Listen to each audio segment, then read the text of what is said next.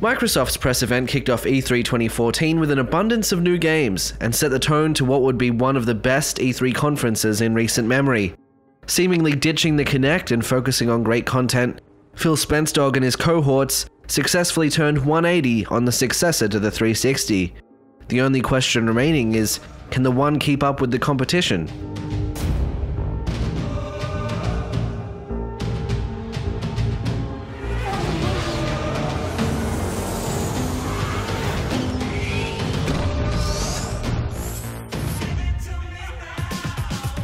Hi and welcome to our special E3 episodes of Games on Tap. This is the first in our series, and over the next few episodes we'll be looking at E3. First off, we're looking at Microsoft. I'm Mooney. Andrew. Sam. So Microsoft, solid effort. What do we see from them? What do we open with? Let's start with that. What do you think about that opener of COD? Somewhat predictable. Yeah. Call of Duty's made a lot of money for Microsoft. I think they're going to all that keep that in content. their stable. It's extended far beyond the hardcore. So I think regardless of what we may think of Call of Duty, and it was an impressive trailer with some nice next-gen visuals, which was, a nice change this year. Looks proper. It looks definitely next-gen, It was kind of expected that Microsoft would have that. But, you never know. There was lots of stuff in this conference that previously was in a lot of Sony conferences. I enjoyed this conference, except for that very first bit. As I said before, that COD was just ridiculous. I don't think it was that ridiculous. I think it's gonna. It makes them the most money at the moment. I guess it has to be done. And it's opened. I think probably the past 4. Has it? E3. Yeah, right. Has been Call of Duty, all the way back to, I think, Modern Warfare 2. I'm glad with the airport, because it opened up and it had. Oh, of course. It was like the elevator one, wasn't it? Yeah, it must. I think it must have been that, because I remember everyone was like, "No, wait a second. No, I don't think we saw that scene. I thought we might have." It wasn't like the airport scene proper. No, I don't think like an elevator that would have been there. It was their a really choice quick. of opening It was the a game. really quick teaser. It didn't show very much. But now we're talking way too much about COD. We have so much more to cover, though. What were some of the big standouts for you? Sorry.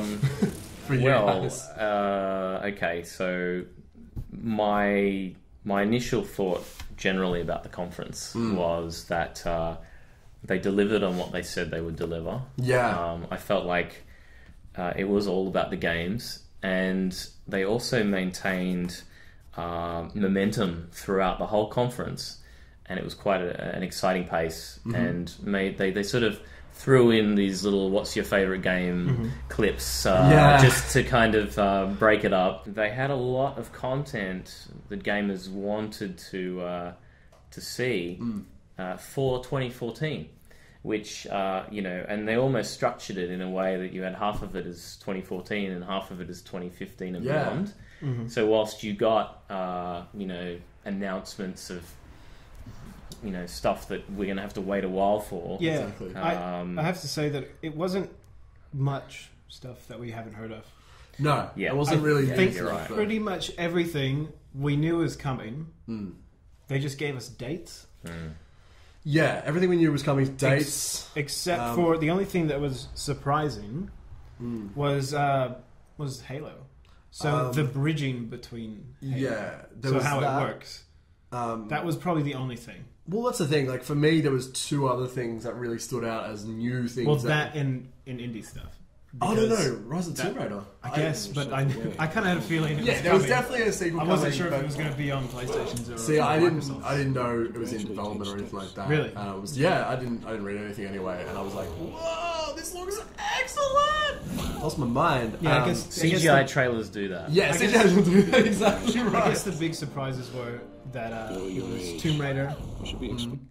A bit of Halo 5. A bit of Halo 5 was teased inside the Master Chief one. That Master Chief collection, just on that, it's a good deal. That is sweet. Halo 2 coming back to its roots. Oh, it's every single multiplayer. So if you want to play Halo 1 over multiplayer, 200 multiplayer maps. But how it works is every single games, so Halo 1, 2, 3, and 4, all have their engines. All the they've all been upscaled are to just all the 1080p, physics engines, 60 frames a second, dedicated servers, so every good. multiple. So the thing is that every physics engine, what I'll say, was every physics engine for each game is separate for the game that you play. Yes. So you'll be in matchmaking, there'll be a Halo 4 map, there'll be a Halo 1 map, there'll be a Halo 2 map. Let's say you vote on the one you want, it boots up Halo 1, you get the 3-shot pistol, you get the same kind of double jumping, you get all of the kinks and everything. If you boot up Halo 2, you can still do all the glitches that were left in there. They left kept them all those in, game so engines different because they know that, like Halo 2 especially had such a core following. Yeah. This was my impression of that announcement, and it was leaked before the conference unofficially. Yeah. But my impression of that whole thing is that, and generally the conference, was that unlike the previous E3, there was a very clear message, and that message was to assure gamers that their Xbox product was about games. Yeah. And by the way, here's what we've got to show you to prove that. Yeah. And on top of that, just for you fans, we're going to extend this olive branch. Yeah. Have 4 games, our top selling products, and everything upscaled on your console at a $60 US $60 price. Yeah, that pricing. Well, that's the thing. Like I was talking because there was a lot of us that were staying up during the I was one of them. Yes, Sam was there. That was fun. We were staying up during the conference, chatting with each other, and our friend Nikolai said, $60, holy crap. And I'm like, I just go, bullshit. Well, because I missed it. Yeah. No, not that. I'm like, surely it's like 120. No, it's a crazy good deal. It's ridiculous. So, what did you think about Scalebound? I wasn't expecting that. Fucking Scalebound. Okay, so the whole time, like you saw we were having that chat, and I was like, okay, I have problems with it because it's just Devil May Cry. It looked just like Devil May Cry in every way. Like, he's cocky-ish. You look at that character and you're like, it's Dante, you know what I mean? Yeah, like, but you get to ride a dragon. Well, I've got and this, get some badass armor. Yeah, that's true. So I've got this theory about the inclusion of that in there because, Scalebound reminded me a lot of Monster Hunter 3 or 4. That's true. And that has made so much money It's in even Japan got pretty for big here. Capcom. Actually, that's a really good point. Yeah. And let's not forget that Microsoft's last gen was working quite hard to broaden their market in Japan. They couldn't do it. And they have gone on record in the past to say they're trying to localize content. So to me, that trailer was in there for the Japanese, you've got that for Monster the Hunter Asians. and that Devil May Cry combining. Is that enough for the Japanese market? I don't know. No, I just think it's a poster child to say, without actually saying it, we've got stuff for you. Okay. We're investing in have exclusives for you. You know, that was an exclusive. That'd be nice. All right. So what else do we have? We had the indie devs. Yes, indie games. Sorry, indie devs. Heaps of indie games. Heaps of indie games. But there's one of those things where we watched that montage and we were going through it, and I know this is the case for us when we were chatting. I keep bringing it up, and I'm sorry, everyone. But we're looking through like, oh yeah, cool, playing. Oh, cool, playing. That's really cool. I played it on my iPhone. Yep. Oh, okay. What the f*** was that? Yeah. What the fuck was Carpet? That was excellent. That looked great. That 1920s inspired cuts, or 1940s? Probably around there, yeah. Back in the day, cartoon era. All the cartoons that you when you were younger. Exactly, and you're like, wow, what is this? This is great. What do you guys think of that? Like, this, the whole indies and everything like that. I saw that one and was like, what is that? I have to go see what this is. And so I think that's what everyone probably did after they saw that. And we saw just these little snippets and I was like, I'll play that. I don't know about that. Definitely play that. And it was pretty good, and they had a good indie lineup, which we weren't really expecting because of the last conference and what happened. Oh man, that last conference. To be honest, I expected them to have a showing of indies because well, they got the free dev kit. They have to, and they have been talking about their idea at Xbox, despite the controversies of some of their policies. It was very quick though, and I've noticed that on the Xbox YouTube channel, they've literally posted a trailer for every single indie in that, and that's probably an hour's worth of viewing that was smashed into a 1 minute. Probably 1 minute 30. Yeah, and I think it's that moment when we were looking for that montage and those little things where we'd go, yep, that one, yep, that one. You know? And then they sort of pull out that beautiful Hopefully it's a playlist. Ori and the Blind Forest one. Yeah, which I don't know if that's an indie. It feels like an indie, but it certainly looks like it's got AAA art. It's beautiful. I think it's definitely an indie. Maybe it could. Who was an the indie owner with on some it? money Moon Studios. Sorry? Moon Studios? It was Moon? Are you sure? Because Moon 100%. did the other one too. I've watched that trailer so many times since the conference because I think that is one of those games that I am most keen on because it made me have a lot of feels during the conference. Sort of reminded me of Child of Light a little bit. Yeah, a little bit of Child of Light. A bit more of a darker. It was 2:30 in the morning and everybody had a bit of... Yeah, we're all a little crazy. We're all a bit like, oh god, this is so adorable. That was beautiful. And then I'm sad. And then you woke up and realised you were sleeping. Yeah, that's it. You realised, you hadn't actually seen the conference yet. My god. What else did we see? We also saw a bit Forza Horizon 2. You missed that one, man. This is massive. We're going like all over the place, but let's just some of these games are so exclusive, open world, Europe, 1080p, dynamic weather, car clubs. That's a shot in the leg for Driveclub. Okay, Drivatar, which by the way actually does work. FYI, yes, okay, it does actually work. I'm pretty stoked for that game. That. That was actually one of my top, oh my god, moments. And we didn't know that was coming, by the way. Actually, no. Or did we? We did. They dropped the trailer before. No, they didn't drop a trailer, they dropped an announcement. Probably about 2 weeks ago. And another surprise gone. Another surprise, it's a bit annoying. One thing that stood out for me was at the end of the Project Spark trailer, Conker popped up, and I'm like, awesome, great, another Conker game. Maybe Project Spark was just a farce. Actually I can see people putting like 5,000 Conkers in one game. There's going to be a lot. You'll be sick of him before a real Conker game comes out. But it's really upsetting because I was saying the whole conference. I thought it was going to just bleed right into a next one. I agree. That's what everyone, and then we were. I was a bit disappointed by that. The whole thing. That was the biggest letdown. He deserves his own game. He deserves a comeback. That or just even a Banjo-Kazooie would have... Oh man, I would have lost my mind.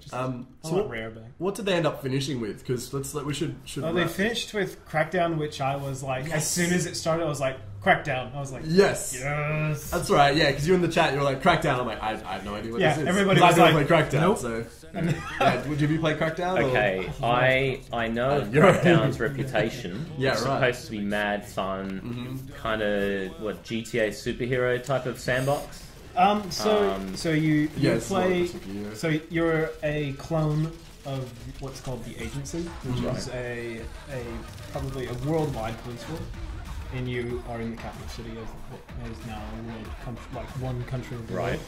So I think it's called Pacific City. Don't quote me on that.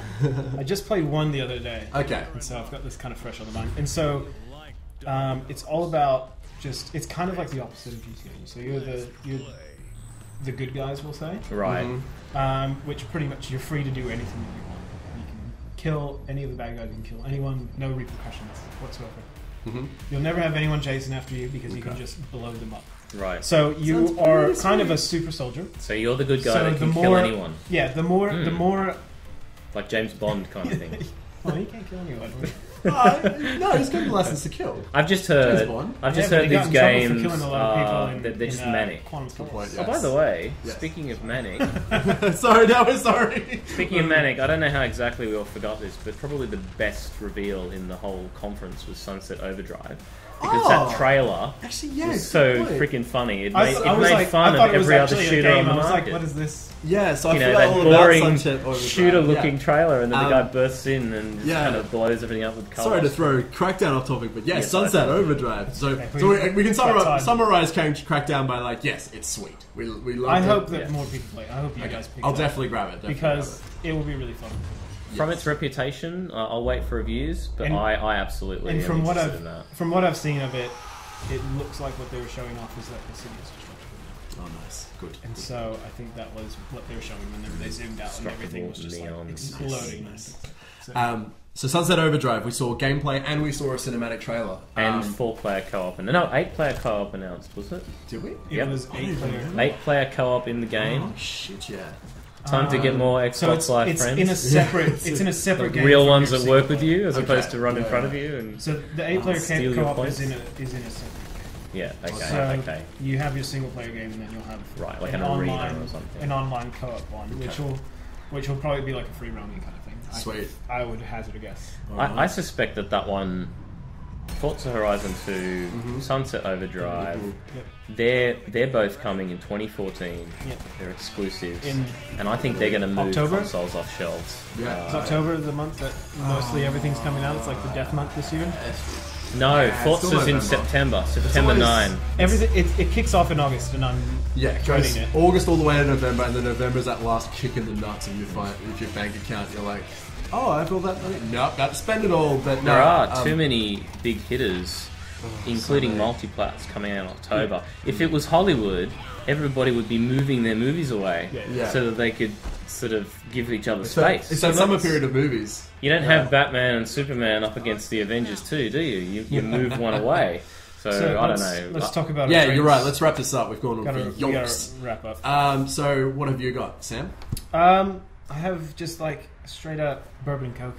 Okay, and why's that? Because I just like them. I like drinking them. It's really relaxed, and Microsoft didn't blow me away, but I was entertained, and I was like, yep, this is what I wanted to see. There was a moment there with Dance Central, but nobody wants to see that.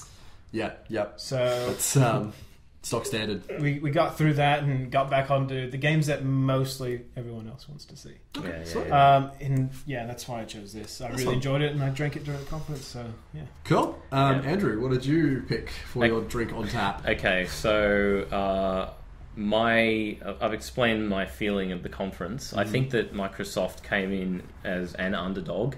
Yeah. They presented something that was thoroughly entertaining, chock full of content that we wanted to see, the hardcore wanted to see. They were reinforcing a message that was not very clear last year. To the fans, I feel like it was very much an acknowledgement of what they wanted to hear. Yeah. And so my drink of choice... and where's the actual... Oh, I've got it in my back pocket. Is actually Barocca. Nice. Barocca for the giant hangover that all us fans have had over the last 12 months. We absolutely needed to hear this stuff. Yeah, no, agreed. And you know, I actually found that conference was exciting from start to finish.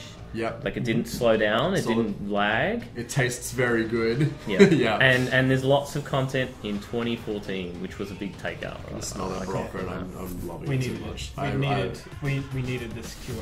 Yeah, no, I agree. I'm glad they did everything they did. What do you got?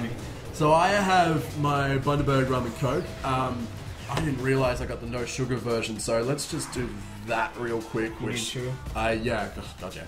Oh no, I didn't realise it's a bad version. So it's Bundaberg rum and Coke. This is bad. I'm sorry, no sugar, but still with sugar. The reason why. It was games. It is the stock standard. This is what I drink on a usual basis. This is my drink. Not my drink, but I like to drink it a lot. And when it comes to conferences, I expect games, my stock standard things. You know, gaming conferences is about games, and that's what I got. And that's what we didn't get last year. That's what we got. Have you heard about the fact that Microsoft has opened up a feedback site so that people can send stuff out? I went straight there, and my first piece of feedback was, don't show non-gaming content at gaming conferences. Yeah, if you want to push the other stuff that your machine does, and there is great stuff on that system, go to a different conference. That's it. You know what I mean? Like, have more people talk about your product from different angles, so you don't piss off your hardcore. Yeah. And show that off at CES or something like that. Yeah, I mean, Sony, CES, not did talk about television and movies, but they were about games, gaming related content. For so that's why I've had to stick with the stock standard, because gaming, exactly right. Yeah. So thank you very much for joining us for our first special E3 episode. Join us probably right now. We're putting this all up at the same time for our Ubisoft and other ones. We've got EA, Ubisoft, a bunch of them. So check them all out. They're all up right now. Rockstar did a really good conference. Dedicated Mortal Kombat 10. But thanks for joining us, and remember, game responsibly.